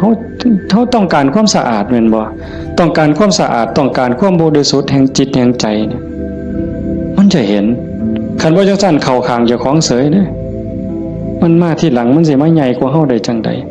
มันสิมาเป็นที่หนึ่งได้จังใดผิดกันวัดแตกเว้ยมีเด้แนวนี้ก็ได้ขาดทุนเสียเงินเสียทองห าขึ้นใหม่ได้เด้หาเงินแสนเฮาก็ยังมีโอกาสสิหาพ่อโยมหาเงินล้านยังมีโอกาสสิหาพ่อเสียหยังก็เสียได้แต่ว่าคันเสียเวลาเนี่ยเสียเลยเด้เสียเลยมีเงิน100 ล้านซื้อนาทีที่ผ่านไปกลับมาบ่ได้ซื้อนาฬิกาเลื่อนละแสนเลื่อนละล้านน่ะซื้อได้แต่ซื้อเวลาวินาทีเดียวก็ซื้อบ่ได้เฮาหายใจเข้าหายใจออกตอนนี้หมดแล้วก็หมดเลยบ่กลับคืนมาอายุเฮาก็หมดไปความตายก็ใกล้เข้ามาเวลาแห่งการเก็บเกี่ยวสรรพธรรมเก็บกรรมบุญกุศลซักฟอกจิตใจให้สะอาดบริสุทธิ์มันหมดไปเรื่อยๆจังซั่นจังว่าเขาวัดเขาว่าประพฤติปฏิบัติขันบ่เข้าใจถึงสาระแก่นสารคำสอนของศาสนาเนี่ยบุญนั่นได้อยู่ดอกแต่มันบ่ทันปลอดภัยอย่างว่าพระพุทธเจ้าบ่ให้มาติดอยู่ที่บุญแต่เพิ่นให้เฮ็ดบุญให้สร้างบุญให้สร้างหลายๆแต่ว่าให้กายไปอีกสู่ความสะอาดบริสุทธิ์แห่งใจถ้ามันไปบ่ทันฮอดนั้นบ่ปลอดภัยเทวดาก็ตกสวรรค์ได้เห็นบ่จังซั่นจังว่าในเมื่อเฮามาสู่ขบวนการปานนี้โยมพอออกผู้เป็นเจ้าภาพก็ตั้งใจปานนี้เฮ็ดดีมาปานนี้ก้าวขึ้นไปอีกที่ก้าวขึ้นไปนี้ก่อนวันเวลาของชีวิตมันสิหมดให้พยายามเฮ็ดใจให้เป็นกลางๆหูได้ยินจมูกได้กลิ่นลิ้นได้รสกายได้สัมผัสก็เฮ็ดใจให้เป็นกลางๆสิปฏิบัติกับสิ่งที่มากระทบจากตาเห็นจากหูได้ยินจากจมูกได้กลิ่นลิ้นได้รสกายสัมผัสก็เฮ็ดด้วยสติอย่าให้รู้สึกว่าหักอย่าให้รู้สึกว่าสั่งอย่าเฮ็ดด้วยความสั่งอย่าเฮ็ดด้วยความดีใจด้วยความเสียใจอย่าเฮ็ดด้วยความหักให้จิตเป็นกลางกันได้จังสิขันเฮ็ดได้จังสิแล้วมันอ่อนซ่อนเจ้าของเด้อาตมาก็เฮ็ดบ่ทันได้ก็ยังพยายามอยู่ก็จังว่าส่วนญาติส่วนโยมเฮ็ดไปพร้อมๆกันคันบ่จังซั่นน่ะมันเสียเวลาเสียดายเจ้าของ30-40 ปีหมดเงินก็หลายแสนหมดข้าวก็หลายเหล่าหมดเวลาในการทำมาหากินเงินที่มาบริจาคข้าวของที่มาทำบุญก็หมดไปแล้วเวลาล่ะขณะเวลานั้นที่มาอยู่วัดอยู่ว่ามาสร้างน้ำทำบุญไปหาเงินหาทองมันก็ต้องได้ตื่มกันอีกหลายเติบมันจักเท่าแต่ว่าเฮายอมเสียสิ่งนั้นเพื่อสิแลกเอาสิ่งที่ดีที่สุดสิ่งที่ประเสริฐที่สุดก็คือใจเจ้าของเนี่ยให้ได้ใจที่มีความสงบใจที่มีความร่มเย็นใจที่เต็มเปี่ยมด้วยความเมตตากรุณายินดีมุทิตากับผู้อื่นใจที่เป็นอุเบกขาโตสติความระลึกได้แล้วก็อุเบกขาตัวว่างจิตเป็นกลางจิตที่เฉยเป็นสิ่งที่เฮาควรจะหาให้มันได้หาให้มันพอให้มันเจอก่อนลมหายใจสุดท้ายสิดับลงไม่ออกให้มันพอจิตนี่ก่อนลมหายใจสุดท้ายสิดับลงเพราะนั่นคือพุทธะพุทธะคือความสะอาดจิตที่สะอาดจิตที่สว่างจิตที่สงบสะอาดจากหักจากสร้างจากดีใจจากเสียใจจากได้จากเสียจากบวกจากลบสว่างสวัยด้วยสติปัญญาหูเท่าท่านตามความเป็นจริงหักก็ตามสร้างก็ตามสรรเสริญนินทาก็ตามลาภยศสรรเสริญก็ตามสว่างตาโดยแสงไฟเพิ่นบอกสว่างใจโดยแสงธรรมบ่ยินดียินร้ายเห็นทุกสิ่งทุกอย่างเกิดขึ้นตั้งอยู่ดับไปอนิจจังทุกขังอนัตตากฎของแต่ละขอบงำสรรพสิ่งอยู่สะอาดสว่างสวัยโดยสติปัญญาสงบนิ่งจิตใจบ่กระเพื่อมด่ามากกับบ่กระเพื่อมย่องมากกับบ่กระเพื่อมนักแน่นคือกับหินเนี่ยจิตใจของพุทธะเป็นแบบนั้นสะอาดสว่างสงบ หู้เท่าทันตื่นจากความหลับไหลเบิกบานจากการที่เจ้าของบ่มีโทษตรงนี้เป็นวิชาการของพุทธศาสนาเป็นหลักที่ชาวพุทธต้องปฏิบัติอันสิไปอ่อนว่อนบวงสรวงสวดแล้วก็ขอสวดแล้วก็ขอขันมันได้ซ้ำนั้นมันก็สิดีอยู่ขันมันได้พระพุทธเจ้ากับพระเฮ็ดแต่ตรงนี้ที่พระองค์สอนสลบจักเถื่อกลัวสิเป็นพระพุทธเจ้าหลวงปู่ชาลำบากปานใดอาตมาเคยอ่านพอเนาะว่าสิขึ้นไปอยู่เทิงผู้ว่าบ่อยากหยุ่งบ่อยากยากนำการมาหาบิณฑบาตไปอยู่เทิงผู้ก็สิเหี่ยวกินพุ่นเนาะเหี่ยวฉันพุ่นเนาะฝึกซ้อมจนปานนั้นบัดเป็นไข้เป็นหนาวไปอยู่กลางป่าก็บ่อยากให้ผู้พี่น้องยากนำก็ซ้อมมันสิใจขาดยามใดสิจูดไปสุดที่ถิ่มเพิ่นว่าบ่ได้ยินเสียงกวงห้องหลวงปู่เพิ่นปัญญาหลายดีเนาะอาตมาก็จังได๋ดอกมื้อนึงไปอยู่สระอยู่วัดวัง 2-3 มื้อนั่นล่ะก็เปิดวิทยุฟังหลวงปู่เพิ่นเทศน์อาตมาก็หัวอยู่ผู้เดียวจุจ่อๆสั่นๆนี่คำสอนหลวงปู่ซ่าอยู่กับเจ้าของนี่อยู่หูดังนี่เนาะอยู่กับขนตานี่ทักมุมจ่อๆธรรมะนี่โอ้จะเป็นปัญญาคักๆเพิ่นยังว่าโอปัญญิโกเป็นสิ่งที่ควรน้อมเข้ามาใส่ตนมันบ่อยู่ไสไม่ออกคันเวลามันสิเข้าใจมันสิหูเล็กๆน้อยๆนี่ดอกมันหูในเจ้าของมันเห็นในเจ้าของนี่โอปัญญิโกเป็นสิ่งที่ควรน้อมเข้ามาใส่ตนคันน้อมเข้ามาใส่ตนนั่นเป็นคำสอนของพระพุทธเจ้าคันน้อมออกไปจักแม่นคำสอนไผบัดนี้คันไปอ่อนว่อนบวงสรวงเทวบุตรเทวดาอินทร์พรหมยมยักษ์พระเจ้าทั้งหลายนี่แล้วโลดแต่ว่าอาศัยการประพฤติปฏิบัติจังว่าการฟังเทศน์ฟังธรรมให้เป็นไปเพื่อความศรัทธาความเหลื่อมใสศรัทธาปาสาทะวิริยะความภาคเพียรพระพุทธศาสนาเพิ่นสอนเรื่องความภาคเพียรวิริเยนะทุกขมัจเจติเฮาสิล่วงทุกข์ได้ก็ย้อนความเพียรพยายามของเฮาเองผู้อื่นเฮ็ดให้บ่ได้คันเฮ็ดให้ได้มีผู้วิเศษผู้ศักดิ์สิทธิ์ครูบาอาจารย์เป่าให้เสกให้ผู้ใดสิเกินพระพุทธเจ้าก็ออกว่าไผสิเกินพระพุทธเจ้าในโลกในจักรวาลแนวคันมันเฮ็ดแทนได้ทำพิธีเฮ็ดให้ได้พระพุทธเจ้าเฮ็ดให้หมดเมื่อสาวย่างบิณฑบาตหัวแต่ว่ามันก็หาเรื่องอยู่เลยปีชงเพิ่นว่าปีนี้ปีชงส่งหยังส่งกาแฟ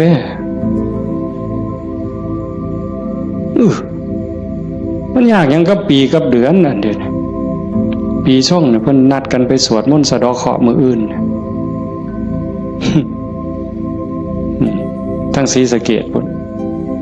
ผู้ปีช่องปีมะยังว่าไว้เฮาบ่เข้าใจปานใดดอกพากันไปสวดไปสะเดาะเคราะห์ไปต่อชะตาไผสิเกินพระพุทธเจ้าลองเบิ่งคันมันเป็นจังซั่นมันเฮ็ดจังซั่นพระพุทธเจ้าเฮ็ดหมดอันไม่ออกมาเฮ็ดนี่ก็ต้องเฮ็ดให้เจ้าของสะเดาะเคราะห์ก็แม่นต่อชะตาก็แม่นเสริมดวงก็แม่นโดยการตั้งสติให้มันฮู้จักอีหยังผิดอีหยังถูกอีหยังควรบ่ควรตรงนี้ตรงมันแม่นพุทธะต้องเฮ็ดแบบนี้เพี้ยนมาจากภพจากศาสตร์คันเฮาบ่มีเชื่อเก่าไม่ออกบ่ออกคันว่ามีเชื่อของนักบวชนักปฏิบัติเป็นเชื่อเป็นอย่างเป็นเผ่าเป็นพันธุ์ไว้ตั้งแต่อดีตเฮาบ่มีมือมาเฮ็ดจังซี่ในเมื่อเฮามีของเก่ามานำพามาสู่การเหตุการณ์ทำจังซี่มีกัลยาณมิตรพาเหตุพาทำให้ทุ่มเทเต็มที่ถือว่าโอกาสได้เกิดมาเป็นมนุษย์ได้พบพระพุทธศาสนามีสติปัญญาหูดีหูชั่วหูผิดหูถูกยังมีสติหูอยู่จังสิเฮ็ดเต็มที่ก่อนมันสิหมดเวลาแล้วอย่าคิดว่าเจ้าของซ่าเด้ไม่ออกญาติโยมอย่าคิดว่าเฮาสิเฮ็ดบ่ทัน ตราบใดลมหายใจยังมีอยู่สติสัมปชัญญะยังหูผิดหูถูก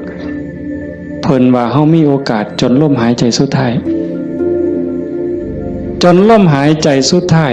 ยิ่งเฮาฟังเทศน์ฟังธรรมอยู่บ่อยๆอยู่ประจำบัดจนหอดเฮาเจ็บเฮาป่วยเฮาใจสิขาดสิล้มสิตายสิ่งที่เฮาฝึกมาตลอดชีวิตทบทวนมาตลอดชีวิตหอดเวลานั้นมันจะว่าง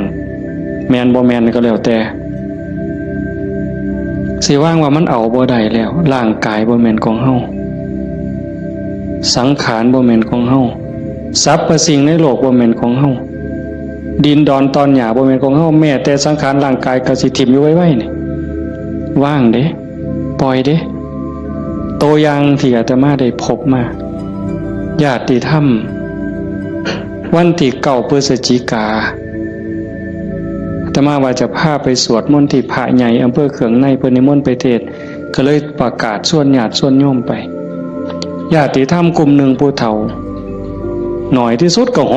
60แต่ส่วนใหญ่70ขึ้นไปเกิดอุบัติเหตุโยมอาจจะได้ยินข่าวอยู่ว่าจักรถสิเลี้ยวเข้าพระใหญ่เพิ่นเขืองในเลี้ยวเข้าไป2ขั้นหน้าไปติดหลุมสิลงจากทางลาดยางมันมีหลุมก็คอยหยอดขั้นหน้าคอยหยอดขั้นหลังก็จอดนิ่งๆรถวัดป่าใหญ่เมืองอุบลแล่นมาต่ำเข้าเต็มลำหลังหัวเก่งนั่นคนอยู่ทั้งหลังนี่7อยู่ทั้งหน้า2คนทั้งหน้า2บ่เป็นหยังแต่อยู่ทั้งหลัง7คนนี่ฟ้องลงรถตาย3บาดเจ็บหนัก4เป็นยังไงพวกผู้เฒ่าทั้งหมดนี่ว่าชีวิตเฮาอันนี้เพิ่นบอกก่อนเป็นได้บอกมาเรื่อยๆดอกบ่แม่นบอกมื้อนั้นบอกเรื่อยๆว่าตลอดถ้าเฮาได้เข้าวัดเข้าว่าได้ปฏิบัติเป็นนักรบตายในสนามรบตายยามใดก็บ่ย้านยิ่งไปเฮ็ดบุญตายแห่งแต่ดีว่าจังซี่เลยเด้ตายก็ตายไปแต่ว่าซุ่มยังนี่กระดูกโค้งหักแขนหักกระดูกสันหลังเคลื่อนกระดูกต้นข้อเคลื่อนขาหลุดโบกแม่นมืด2 คนหนึ่งนี่หมอเขาว่าเป็นอัมพาตตลอดชีวิตซอยเหลือเจ้าของบ่ได้อาตมาก็ออกมาบ่ได้เทศน์ทำสันดอกได้ยินข่าวอาตมาไปนั่งลงปุ๊บก็เสียงหวอรถดังเลยพอได้ยินข่าวว่าเป็นญาติที่ทำก็แต่ตามเขามาโรงพยาบาลเขืองในพอแต่ไปหอดแม่ใหญ่หนึ่งเขาก็ไปเขามาอุบลก็หลายแล้วแต่แม่ใหญ่หนึ่งนอนอยู่ก็เจ็บแขนหักหน้านี่ลอกหมดเลือดแดงพอแต่เห็นโอ้ยอาจารย์แขวหักเพิ่นว่าแขวเสียไปซ้ำเพิ่นว่าโอ้ยสร้างมันตัวใหญ่บ่ได้ซื้อเพราะบาดดอกแขวเพิ่นว่าเราก็ยังดีใจอยู่เด้หลานหน่อยไปนำมาหลานอาตมาไปนำ2 คนจับมือยายแน่มันหนาวมันสิไปทั้งเพิ่นแล้วนะมันหนาวจับมือยายแน่ให้ยายอุ่นแน่ให้ยายอุ่นแน่เด็กน้อยก็จับ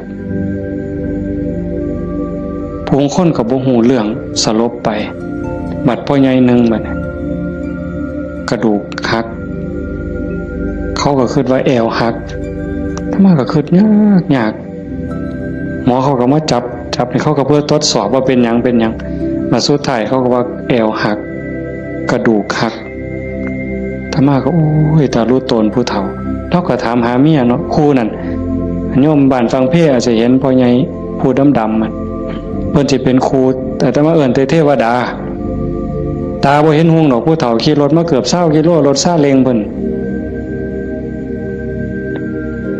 มานั่นเพิ่นก็ถามหาเมียเพิ่นอาตมาก็บ่ได้ปากดอกแต่หมอไปนำนั่นเพิ่นเว้าก่อนยายเพิ่นก็ถามหาตาอยู่จริงๆเขาไปอุบลตายก่อนหมู่ยายนั่นหมอนเป็นตะเงิดหลายบัดนะอาตมาเยี่ยมอยู่โรงพยาบาลสรรพสิทธิ์ไปเยี่ยมเฒ่าผู้ชายหันก่อนโอ้ยอาจารย์บ่แม่นของเฮาจักอย่างเพิ่นว่าเด้บ่แม่นของเฮาจักอย่างบอกบ่ให้เจ็บมันก็เจ็บมันอยากเป็นหยังมันก็เป็นบ่แม่นของเฮาจังแม่นน้อเพิ่นว่าหลงบ่ของเจ้าของมาตั้งโดนอันนี้ก็ตัวนึงหลังจากนั้นมาเยี่ยมแม่ใหญ่ผู้กระดูกข้อเคลื่อน กระดูกสันหลังเคลื่อนอันนี้หมอก็ว่าเป็นอัมพาตตลอดชีวิตบัดนี้ธรรมาหอดแล้วเว้าไม่ใช่นี่แล้วเว้าอีหลีนะเว้าแผ่วแผ่วแผ่วแผ่วเสียงดังเว้าแต่กรรมฐานแล้วเว้ายังดอกโอ้ยบ่ย่านจักหน่อยอาจารย์เพิ่นว่าลูกศิษย์อาจารย์ใหญ่วัดโน่นกุลมบ่ย่านเพิ่นว่านั่งสมาธิ6 ชั่วโมง9 ชั่วโมงสำบายตายก็ดีมันสิได้เศร้าเจ็บเศร้ามีแห้งเพิ่นว่าแต่ว่าเราหลับไปย่ำใดวุบไปย่ำใดเราว่าขาวอักลากนี่มองเราอุ่นคือมันสิใจขาดหลับไปย่ำใดปุ๊บสินคนใส่สุดขาวเต็มอยู่ตลอดนี่คือนิมิตดีเด้ขันตายในขณะนี้นี่สวรรค์เขาเอาเราไปแทะแต่ว่าเราปฏิบัติตลอดที่จริงเขาให้เล่าอยู่ห้องผู้เดียวเป็นห้องอันตราย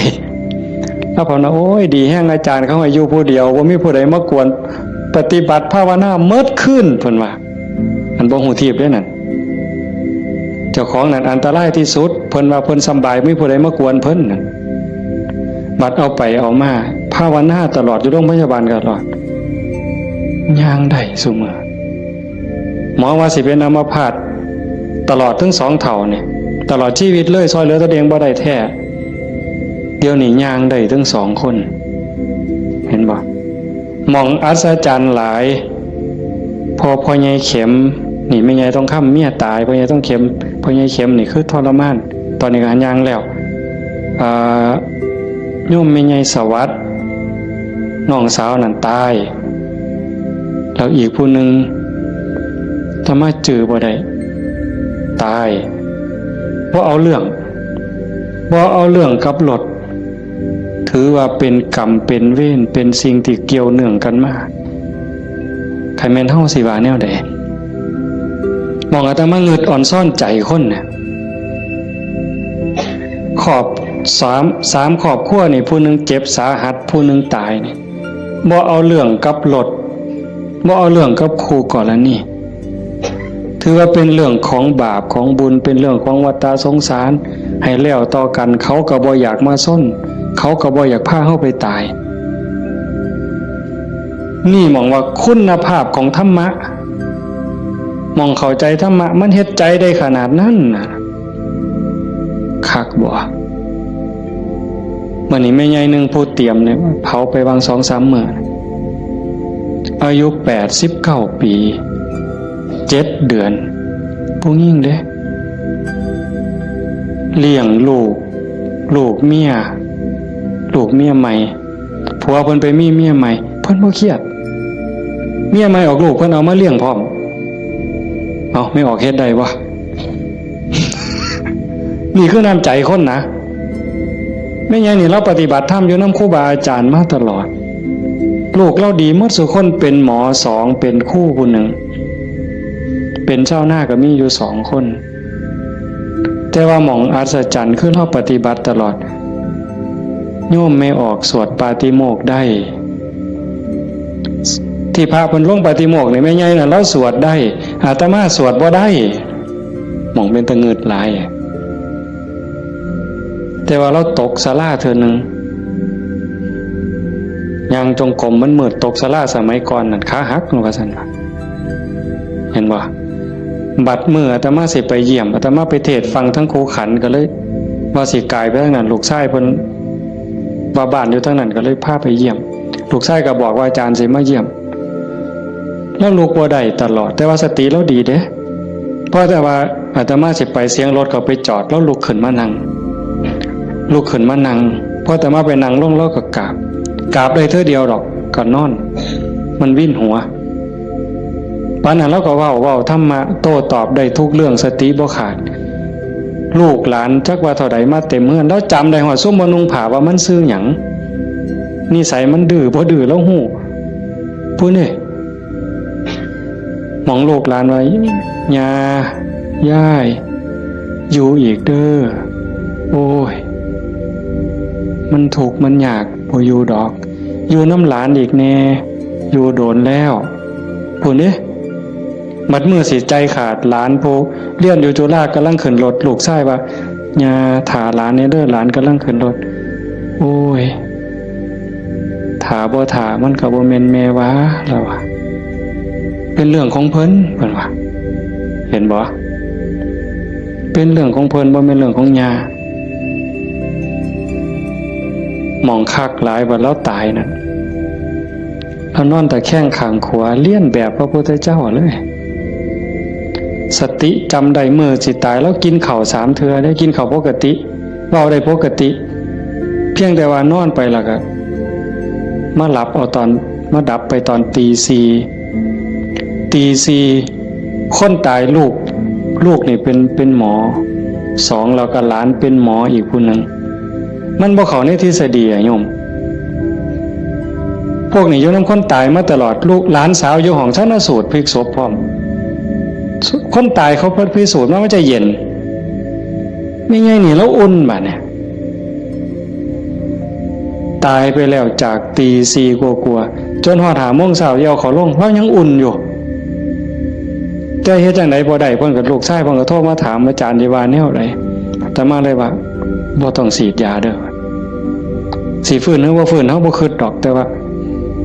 บ่ต้องฉีดยาก็บ่ฉีดอยู่จักมื้อหลายมื้อเติบ4-5 คืนพุ่นล่ะแต่มาก็บ่เจอบัดฮอดมื้อสิเผาบัดเนี่ยลูกชายเพิ่นก็โทรมาถามประมาณ3 โมงกว่าเนี่ยอาจารย์เฮ็ดจังได๋บัดเทื่อเปิดโลงออกมานี่หาแม่ยังอุ่นอยู่คือเก่าเนี่ยสิเฮ็ดแนวใดเพิ่นว่าโอ้ตะมาก็บอกบ่ถูกดอกโยมไขเบิ่งซะก่อนว่าซั่นแต่ว่าใส่เพิ่นใส่ตู้ลมเย็นอยู่แต่มันเย็นทั้งหลังนั่นน่ะตะมาก็เลยว่าเอาคันจัก4 โมงก็จังถอดปลั๊กออกเบิ่งเด้อว่าถอดปลั๊กออกเบิ่งเพื่อให้มันปรับสภาพเพราะว่าตัวเย็นนี่มันอาจจะเป็นจากเครื่องใส่ไฟฟ้าหอดประมาณเฮาจะออกประมาณบ่ายโมงก็หากะลามันอุ่นมันยังอยู่ก็จังว่ากันอีกเทื่อนึงบัดสุดท้ายก็แม่นหมดอยู่ดอกเพิ่นว่าอาจารย์ประมาณเที่ยงในเพิ่นโทรมาก็บ่เย็นปานใดแต่ว่าย้ายบ่แข็งเพิ่นว่าเย็นอยู่แต่ว่า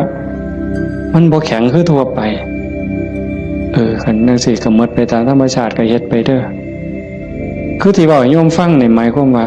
อย่าให้เราปฏิบัติมาตลอดจิตใจเราดีเรางามบ่เคยด่าไปจักเทื่อลูกว่าลูกเมียใหม่เขาผัวก็อยู่นำเมียใหม่เนี่ยเอาลูกมาเลี้ยงแล้วก็ป้อนข้าวทอกันนี่เลี้ยงซ่ากันป้อนปลาป้อนข้าวก็บ่ให้ลูกเจ้าของคำใหญ่กลัวเด้คำทอกันอาบน้ำให้ก็คือกัน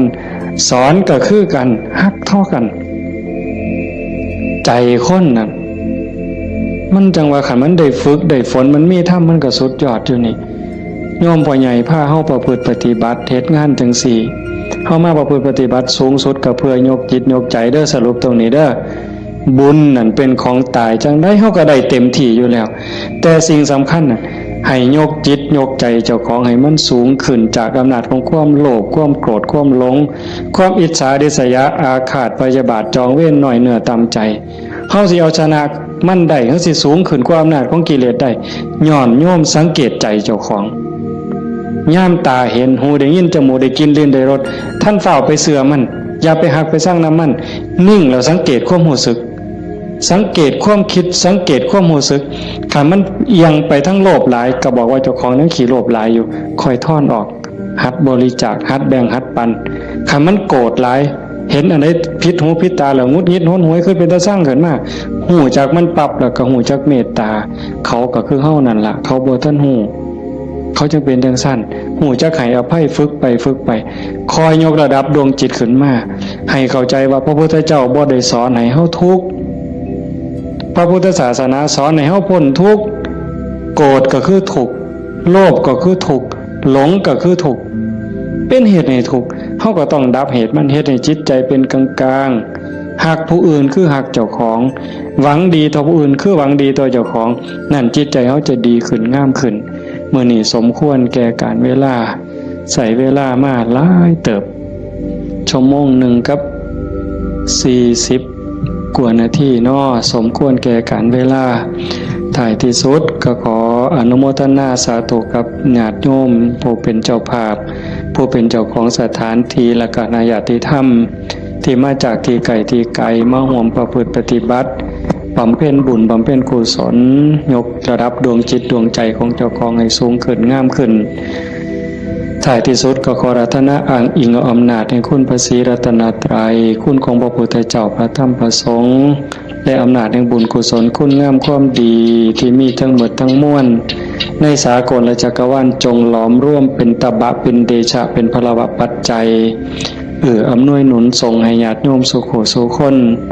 จงเป็นผู้แกล้วกล้าอาจหาญร่าเริงในการสร้างบุญสร้างกุศลสร้างคุณงามความดีให้ยิ่งขึ้นไปให้เป็นผู้เจริญงอกงามในจตุรพิธพรชัยคืออายุวันนะสุขภละปฏิภาณธรรมสารสมบัติให้เป็นผู้มีสัมมาทิฏฐิมีโอกาสประพฤติธรรมปฏิบัติธรรม